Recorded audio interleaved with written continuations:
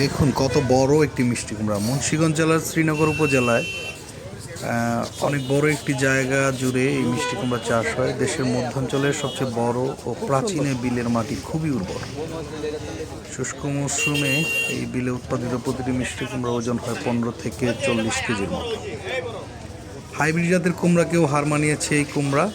এটা আমাদের দেশি জাতের একটি কুমড়া এবং মুন্সিগঞ্জের আড়িয়াল বীরের মিষ্টি কুমড়ার সুনাম ও খ্যাতি দেশ জুড়ে ছড়িয়ে গেছে।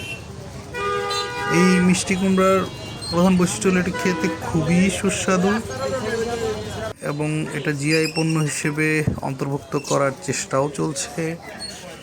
দেখা যাক শেষ পর্যন্ত সেটা জিআই পণ্যভুক্ত হতে পারে কিনা। এই দেশি মিষ্টি কুমড়াটি যে দেশি জাত সেটাই বিশ্বাস হতে চায় না। এটা খুবই সুস্বাদু।